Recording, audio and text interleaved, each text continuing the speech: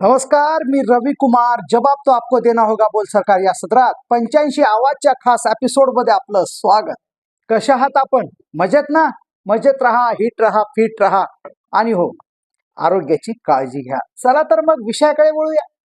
आजचा विषय आहे हे एक मुक्ता कदम नावाचं अकाउंट आहे युट्यूबला. ही ताई दिवस रात्र रिसर्च करून समाजाला जागृत करण्यासाठी झटत असते. या सरकारचे मनसुबे, मनुवाद, RSS याला टार्गेट करण्याचं काम करते. कधी शेतकऱ्यांसाठी, कधी शिक्षणावर, कधी आरोग्यावर, कधी रोजगारावर, कधी कष्टकऱ्यावर, कधी मजुरावर, कधी तरुणावर, कधी विद्यार्थ्यांवर, कधी सरकारच्या धोरणावर ती प्रखरपणे मत मांडते. अतिशय शांतपणे लोकांना समजून सांगते. तिचं हे समजून सांगणं लोकांना एवढं पटायला लागलं की तिने युट्यूब वरती 3,05,000 सबस्क्रायबर तिचे झालेत. तिचा व्हिडिओ लाखोच्या संख्येने लोक बघतात. सरकार हादरलंय, सरकार घाबरलंय. एक मुक्ता नावाची क्रांती या सरकारला सळो का पळू करायला लागलेली आहे. धक्कादायक आहे. काय करायला निघालंय राज्य सरकार? काय करायला निघालेत राज्याचे मुख्यमंत्री? हा प्रश्न मी विचारतोय. मुक्ता कदम ही सुद्धा कुणाची तरी लेक आहे. तिला आई आहे, तिला वडील आहे, तिला कुटुंब आहे. तरी सुद्धा ती सजगपणे पुढे येऊन जर सामाजिक काम करत असेल, जनजागृतीचं काम करत असेल तर हा तिचा गुन्हा होतो. निवडणुकीच्या काळात आताच्या नांदेडमध्ये ती जाते, झोपडपट्टीच्या गल्ल्या बोळात ती फिरते. कुठं ड्रेनेज नाही ते दाखवते, कुठं नदी नाही, नदी कशी घुसली ते दाखवते, अस्वच्छता दाखवते, कचऱ्याचा डेपो दाखवते. गरिबांचं, झोपडपट्टीतील राहणाऱ्या दलितांचं, बहुजनांचं उद्ध्वस्त झालेलं आयुष्य आणि उद्ध्वस्त केलेलं आयुष्य ती दाखवते. विकासाच्या नावावरती सगळा भोंगळ कारभार झालाय त्याला ती एक्सपोज करते आणि तिथलं व्हिडिओ चित्रीकरण पुढे आणून तिथं असलेल्या प्रस्थापितांना सुरुंग लावते. म्हणून 8 दिवसापूर्वी तिला नांदेडच्या प्रशासनाकडून आचारसंहितेचा भंग केला म्हणून त्या ठिकाणी नोटीस येते, FIR होतो. एका मुलीवरती तुम्ही FIR करता, कारण देता आचारसंहितेचं, कारण देता तिने घाणीचं साम्राज्य दाखवलं, कारण देता तुम्ही गरिबीची जे जगणं आहे ते दाखवलं, रोजगाराचा प्रश्न त्या ठिकाणी केलेला नाही ते दाखवला. आणि लोकांचे प्रश्न दाखवणं ही कोणती आचारसंहितेचा भंग होतो? कुणाला धमकाय निघालात? एक मुक्ता कदम क्रांती आहे, लक्षात ठेवा. आणि ही क्रांती तुमच्या नाही, तुमच्या बापाकडून सुद्धा रोखू शकत नाही. या युट्यूबर्सला तुम्ही एकटं एकटं समजताय.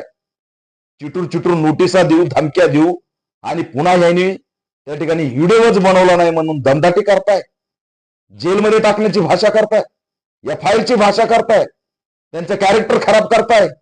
अरे ज्यावरती आयुष्यात एक NC नाही त्यांच्यावरती तुम्ही FIR करायला निघाला. काय करायला निघालं हे सरकार? हा प्रश्न विचारतोय. हा आचारसंहितेचा भंग आहे.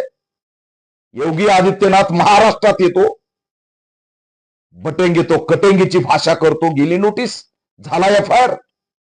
राज्याचे मुख्यमंत्री प्रचार करताना निवडणुकीच्या काळात म्हणतात वोट जिहाद, धर्मयुद्ध, गेली नोटीस, झाला FIR. सत्तेच्या चाव्या, सत्तेची किल्ली आमच्याकडे, आम्ही खजिनदार आहेत, त्या खजिन्याचे आम्ही मालक आहेत म्हणणाऱ्या चंद्रकांत पाटलाला गेली नोटीस. परवा दिवशी हिंदू राष्ट्र करण्याची ही शेवटची संधी म्हणणाऱ्या मेधा कुलकर्णीला निवडणूक आयोगाने पाठवली नोटीस. या लांड्यांचं आम्हाला मतदानच नको म्हणणाऱ्या आणि मुस्लिमांना हिनवणाऱ्या महेश लांडगेला गेली नोटीस निवडणूक आयोगाची. अरे काय थट्टा लावली? पोलिस 50 लाख रुपये धरतात आणि 50,000 सांगतात. महाराष्ट्राच्या पोलिसासारखं वाईट कुणी नाही म्हणणाऱ्या संजय गायकवाडांना गेली नोटीस. किती विकास पाहिजे असेल तर मतदान करा, तुम्हाला निधी पाहिजे असेल तर आम्हाला मतदान करा. या आचारसंहितेचा भंग नाही. एकनाथ शिंदेनी स्टेटमेंट केलं, चित्रा वाघनी स्टेटमेंट केलं की जर तुम्हाला निधी पाहिजे असेल तर मतदान आम्हाला करा. ही ब्लॅकमेलिंग आचारसंहितेमध्ये येत नाही. भटेंगे तो कटेंगे म्हणणारे त्या जणाला किती नोटीस गेल्या. आणि गरिबांची व्यथा मांडणाऱ्या मुक्ता कदमला टार्गेट करताय. या मुक्ता कदमचा आवाज दाबण्याचा जर प्रकार केला, राज्य सरकारला इशारा आहे की मुक्ता कदमला जर टार्गेट करण्याचा कोणताही नोटिसाच्या माध्यमातून FIR च्या माध्यमातून जर प्रयत्न केला तर गाठ पॅन्थरशी एवढं लक्षात ठेवा. मी समग्र महाराष्ट्रातल्या बहुजनांना जनतेला आव्हान करतोय की तुमच्यासाठी युट्यूब सोशल मीडियाच्या माध्यमातून लढणारा तरुणच हा खऱ्या अर्थाने तुम्हाला वाचवण्यासाठी मैदानात उतरलेला आहे. देवेंद्र फडणवीस यांनी जाहीर केलं अधिवेशनात सोशल मीडियासाठी कायदा आणावा लागेल, पोलीस महासंचालकाच्या माध्यमातून कमिटी नेमू, मुक्ता कदमला नोटीस. अरे एक मुलगी आहे, अतिशय निरागस आहे, अतिशय संयम आणि संवैधानिक भाषेत ती बोलती, ती कधी शिवी देत नाही, कधी कुणाला असंवैधानिक बोलत नाही. कधीतरी व्हिडिओ बघा आणि तुम्ही तिचा आवाज दाबताय कारण तिचे 3 लाख फॉलोअर्स झालेत आणि व्हिडिओ टाकताच लाखो लोक बघतात, तिला ऐकायला लागलेत, मान्यता द्यायला लागले. एक विरोधी पक्ष नेता म्हणून त्या ठिकाणी ती भूमिका बजावते, हे तुमच्या डोळ्यात खुपतंय. अभिव्यक्तीची हत्या करताय. ही अघोषित आणीबाणी नाही तर काय. जर तुम्ही सोशल मीडियातला आवाज दाबण्याचा प्रयत्न करत असाल तर ही अभिव्यक्तीची हत्या आहे. अभिव्यक्ती स्वातंत्र्य हिरावून घेण्याचा प्रकार आहे. ज्याने कोणी नोटीस दिली ती नोटीस परत घ्या, तो गुन्हा माघारी घ्या.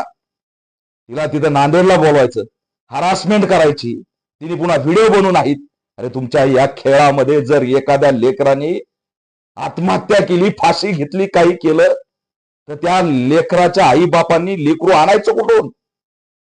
बंड करणं हा गुन्हा आहे, समस्या दाखवणं हा गुन्हा आहे, गरिबीचं विवेचन करणं हा गुन्हा आहे. काय गुन्हा आहे मुक्ता कदमचा? मुक्ता कदम डॉक्टर बाबासाहेब आंबेडकरांच्या मूकनायकची प्रतिनिधी आहे, हा तिचा गुन्हा आहे. मुख्यांचा आवाज होतीये. अरे नांदेडचं घाणीचं साम्राज्य दाखवलं अशोक चव्हाण, हे पटत नाही तुम्ही जे करायला निघालात. दीपक केदार डायरेक्ट नाव घेतोय. नांदेडच्या त्या ठिकाणी घाण दाखवली, नांदेडच्या दलितांना गरिबांना कशा प्रकारे त्या विकासापासून वंचित ठेवले याचे व्हिडिओ मुक्ता कदमनी दाखवले, म्हणून तिला अशोक चव्हाण तुम्ही टार्गेट करणार. कुणाच्या इशाराने नोटीस निघली? त्याचा परिणाम म्हणून तिथं आंबेडकरवादी नगरसेवक सुद्धा निवडून आले. मी सगळ्यांना आव्हान करतोय की तात्काळ नांदेडच्या प्रशासनाला घेरलं पाहिजे. आम्ही सोडणार नाहीत. युट्यूबर्सला टार्गेट करू नका. उद्या जर कुणाच्या जीवितात आज मानसिक तणाव होते. मी तिचा पहिल्यांदा चेहरा बघितला ती नोटीस सांगताना. ती भगतसिंगांचं पुस्तक हातात घेऊन इशारा देते की मी लढत राहणार, जेलमध्ये गेलं तरी चालेल. पण का जेलमध्ये घालताय? का तिचं कॅरेक्टर खराब करताय? अरे अभिव्यक्ती स्वातंत्र्य आहे, तिचा प्रश्न विचारण्याचा हक्क आणि अधिकार आहे.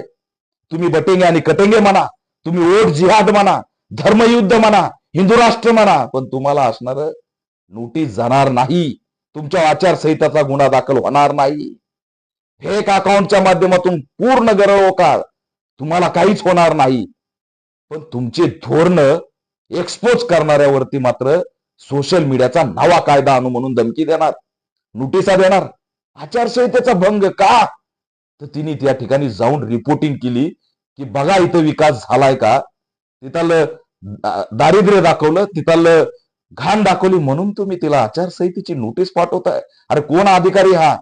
कुणाच्या इशाऱ्यावरती नोटीस निघली? काय करायला निघाला तुम्ही या तरुणांचं? एका पाठोपाठ एक. ते त्रिशूलचं झालं, रविराजचं झालं, आता मुक्ताचं. तुम्हाला काय करायचंय काय? अरे बहुजनांचे लेकर आहेत. या बहुजनांच्या लेकरांना तुम्ही कैद करताय. पण हे खपून घेतलं जाणार नाही. महाराष्ट्र मुक्ता कदमच्या पाठीशी उभा राहील. कुणीही मूग गिळून गप्प बसू नका. युट्यूबर्स आहेत, त्यांचा तो प्रश्न आहे, ते बघून घेतील. हा जर आवाज बंद झाला तर लक्षात ठेवा तुमच्यासाठी नवा आवाज कुणीच बनणार नाही.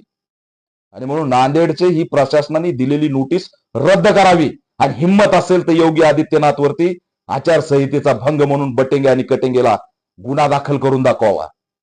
हे चालणार नाही. बोलवा त्याला इथं. म्हणजे तुम्ही काही बोलणार, काही बरळणार, ती आचारसंहितेचा भंग नाही. आणि लोकांचे प्रश्न दाखवणं हा आचारसंहितेचा भंग आहे. अशोक चव्हाण हे पटत नाही. अशोकराव चव्हाण लक्षात ठेवा, तुम्ही बाप आहे, तुम्हाला एक मुलगी आहे, तुम्ही भाजपचे आहेत. होय, त्यांच्या रिपोर्टिंगनी परिणाम झाला असेल, तिथं तुम्ही एक्सपोज झाला असेल, तुमचं धोरण एक्सपोज झालं असेल, पक्षाचं धोरण एक्सपोज झालं असेल, पण ही खुन्नस योग्य नाही. तुम्हाला सुद्धा लेख आहे. लेख मातीचं त्या ठिकाणी अशा प्रकारे तळतळाट घेऊ नका. मुक्ता कदम सुद्धा तुमची मुलगी आहे आणि म्हणून तुम्ही प्रशासनाला ही नोटीस कोणी काढली ती रद्द करायला लावा. अन्यथा तुमच्या विरोधात सुद्धा आम्ही स्टँड घेतल्याशिवाय राहणार नाही. मुक्ता कदम सारख्या सोशल ऍक्टिव्हिस्ट आणि आधुनिक क्रांतिकारकांना जर कोणी टार्गेट करण्याचा प्रयत्न केला तर आता ताकदीने त्या शहरात निळं वादळ घेऊन उतरल्याशिवाय मी राहणार नाही.